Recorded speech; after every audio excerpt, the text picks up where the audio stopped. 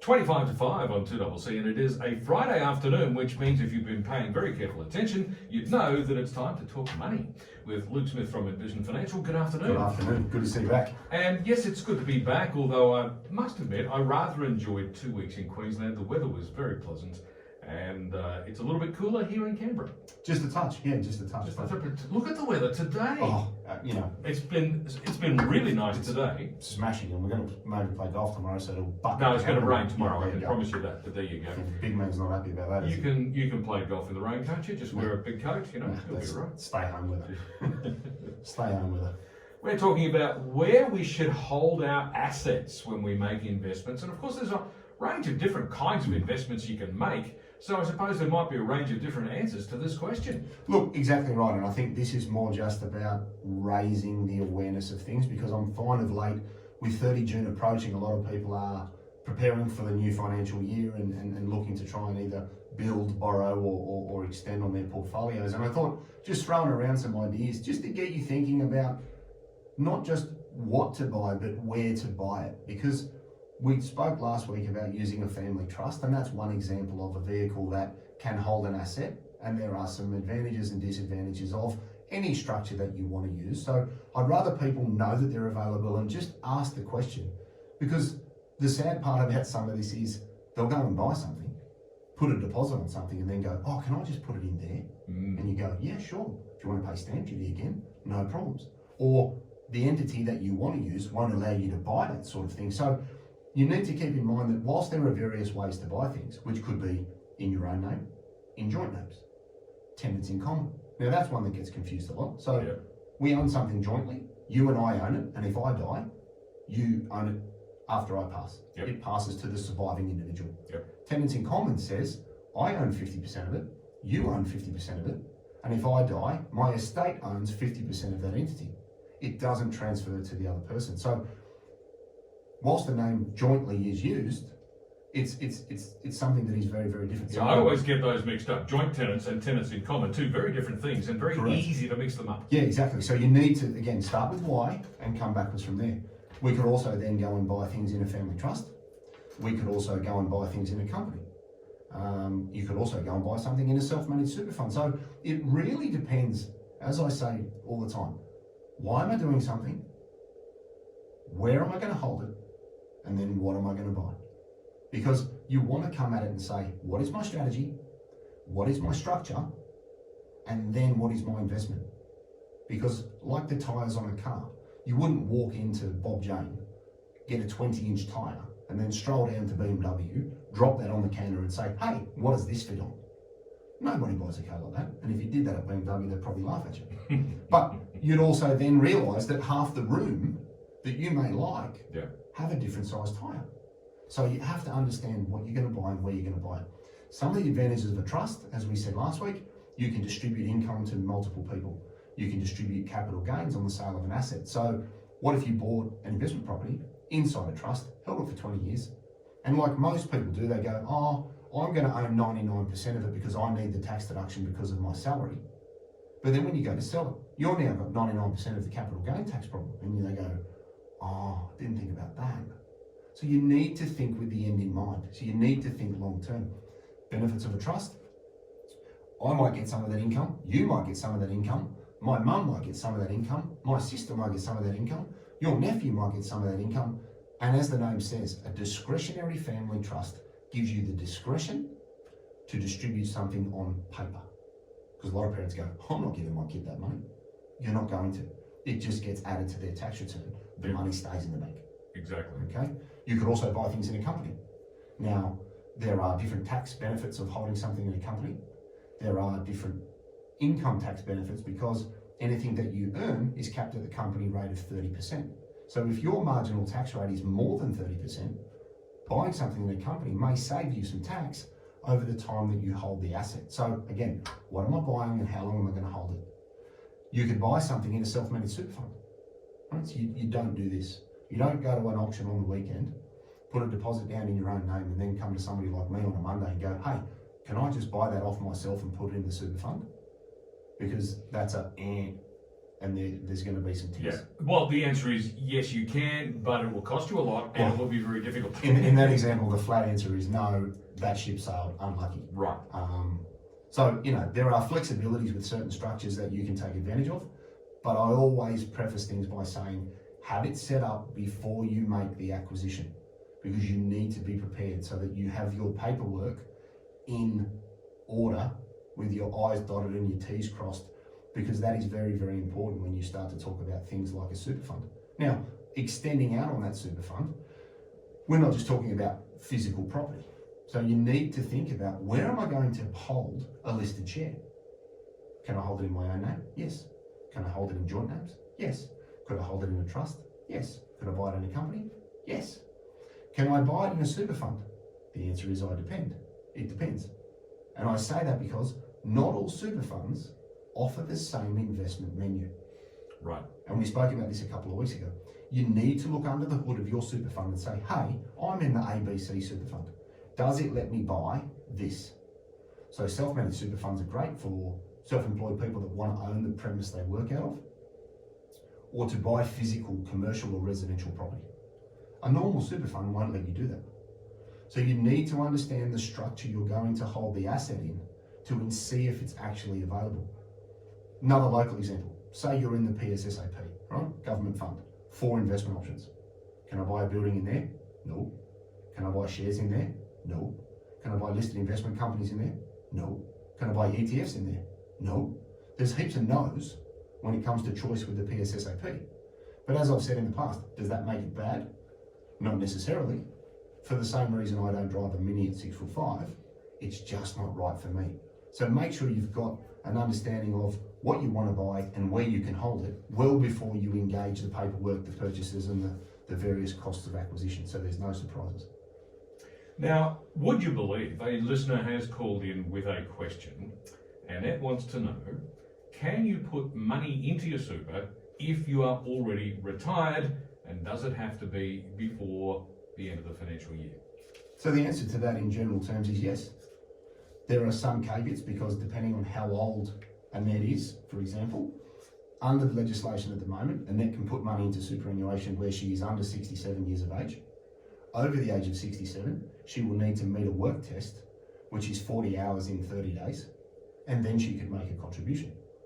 She needs to keep in mind that she can put $27,500 in and claim a tax deduction, or she could put in $110,000 in a single financial year, or $330,000 over a rolling 3-year period as a lump sum. But Annette also needs to keep in mind that there are total super balance limits that she must not exceed. And people need to keep in mind that from the 1st of July, if it's passed, you'll be able to make contributions up to the age of 75 without having to meet the work test. So Okay. there's a significant change coming. So there's a few things to consider there, and I guess what Annette really should do is consult somebody like you to get some good advice.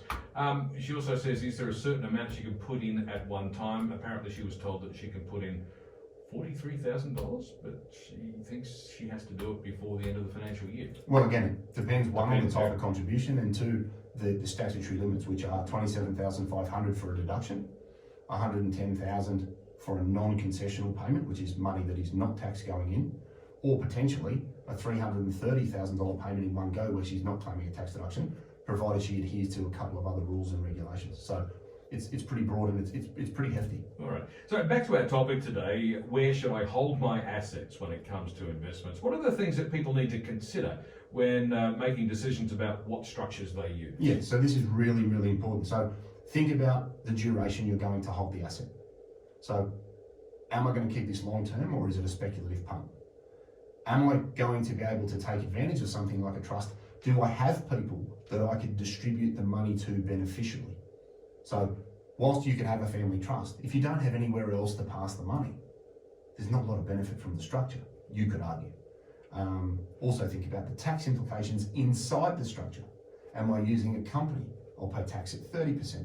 Am I using a family trust? I must distribute all the income at the end of the year. Am I owning it jointly? Am I owning it tenants in common? Who is going to be responsible for paying the tax on the earnings that could occur? So understand the tax profile of what you're going to buy. I'd also then think about what you're going to use the asset for. Is it a commercial property? Is it a residential property? Can I buy it in the structure I want to use? As I said earlier, there are certain rules in relation to the acquisition of a property when a self-managed super fund is involved. I could buy a commercial property off a related party? Sure, there's an exemption for that. Could I buy a residential home off a related party? No. So understand the rules and regs of the entity that you're going to use, because there are some related party issues when it comes to self-managed super funds, and there are also some potential implications in relation to tax and tax deductions between a family trust and a company. So talk to your trusted advisor, go to your accountant, get engaged with them, and make sure that you are doing the right thing, not just in the short term, but also in the longer term. Another really, really important one is who controls the entity you are using. Are you going to have an individual trustee of a family trust? Are you going to incorporate a company and have multiple directors? Are you going to have shares in a unit trust? Are you going to use a company, and then who's going to control it? So understand the legal control of the entity that you're going to use. And again, your trusted lawyer, your trusted accountant will be across these sorts of things, because they're not new, right? We're not putting a flag anywhere new here, right? We haven't found a cure for something. We're just making people aware of entities that are available that are really, really powerful, because I'm yet to work with anybody that says, oh, I made $500,000 selling this asset, and look at all the options I have to try and mitigate my tax. No one gets upset about that. They get upset about, oh, it's all in my name and I'm going to cop it. Yeah. So having choice is a good thing. You just need to understand the parameters that come with that choice and the good and the bad of each entity, because it's not all cupcakes and rainbows on all regards. I've always remembered a quote from a millionaire, multi-millionaire real estate developer who said, I don't know why people complain about paying tax. If you're paying tax, it means you're making a profit. But just because that's true doesn't mean you need to pay more tax than you should. Well, you know, as Mr. Packer, rest his soul, said, you know, if you're paying too much, you're an idiot. I think his comment, you know, in the courts that day went along those lines. And look, I think that's fair and reasonable. People work very, very hard to accumulate assets, and they should work equally as hard to try and make sure that they mitigate unnecessary tax. But you know, we all have to pay a little something, so we've got nice shiny grass at Parliament House and nice smooth roads to drive on. So you know, in Canberra we can see where the money's going. Sydney, not so much, but anyway, it just pays to be aware of your choices, because there's nothing more frustrating as an advisor. Somebody comes in and buys 3 or 4 things in quick succession in potentially an entity that doesn't give them flexibility, and all they had to do was ask. Yeah, absolutely. Make sure you've done your homework before making the decision and before taking the step, because obviously it's a lot better to have that preparation in place than it is to try and undo the mess later on. 100%. Yeah, unscrambling the egg, it's not always possible. Exactly right. Exactly. I'm with Luke Smith from Envision Financial. Today we're talking about where should I hold my assets when it comes to making investments. It's 12 minutes to 5 now, and we'll be back with more in just a moment.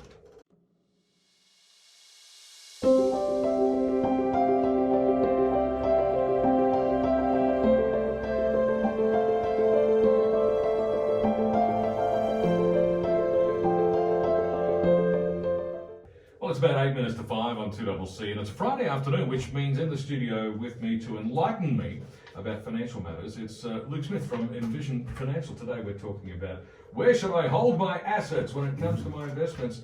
I know a lot of people might be tempted to say under the bed, because they don't trust the banks and other institutions. But of course the problem with that is, if you put it under the bed, you're not making any return on your investment, are you? No, that's right. And I guess it depends what you're sticking under the bed. You know, back in the day, you could put a bar of gold under there, and at least it went up in value. As long as your house didn't burn down, you were fine. But no, look, I think it's everybody's attitude to things are a little bit different, and I think that skepticism of the system is why things like Bitcoin and the blockchain really have some momentum and some real value for the people that can see past the short-term fluctuations of pricing. And I think the market will always continue to evolve to try and address those. Yeah, for sure. But if we want to make sure we get some sort of return on our investment, instead of sticking it under the bed, what are our options in terms of the structures that we use, and what are the key things to remember? I think the big thing is go into this with your eyes open. Just because you can You know, just because there's a name for a unicorn doesn't mean you can get one. You know, and I think just because you can have a structure that's available to you doesn't necessarily automatically mean that it's right for you. So speak to your trusted advisor, be your accountant, be your planner, be your lawyer about the pros and cons of entities, because they're not all perfect, and there's good and bad on both sides, and you need to weigh that up. Also then consider your long-term accumulation plans.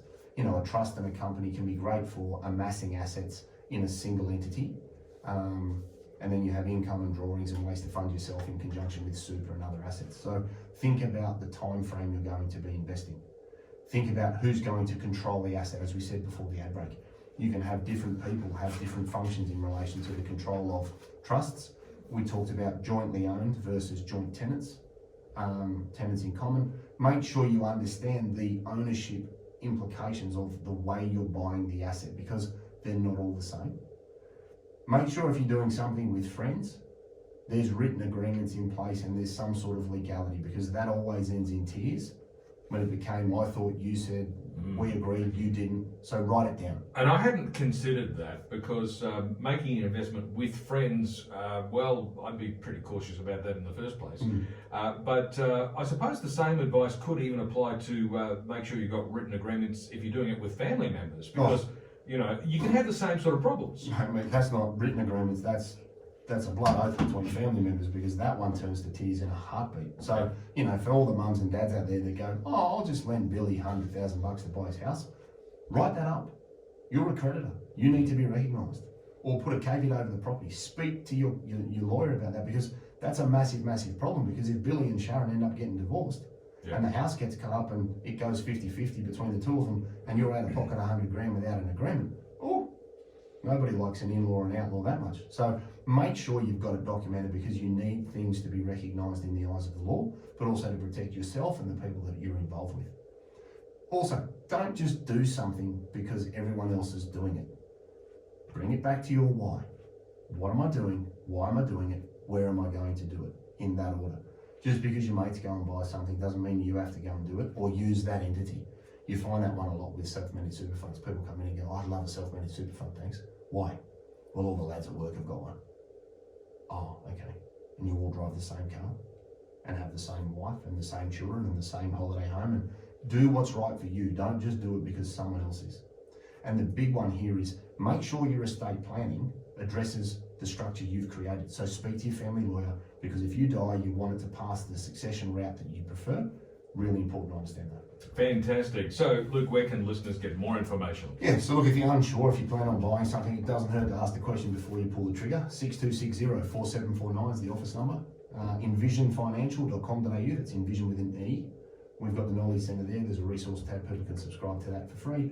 We've got the podcast, The Strategy Stack of Luke Talks Money, on iTunes and Spotify. And more importantly, we've got the YouTube channel, Envision Financial Canberra, where you can watch the show on your iPhone, get the key takeouts, read nothing, and do it all from the couch with a drink in your hand. Which is very, very comfortable indeed. Luke, thanks very much. Pleasure. We'll catch you again next Friday when Luke Smith from Envision Financial will be back in the studio once again to talk money once more. On 2CC, it's Canberra Live, and it's about 3 minutes to 5. All the latest news is coming up next.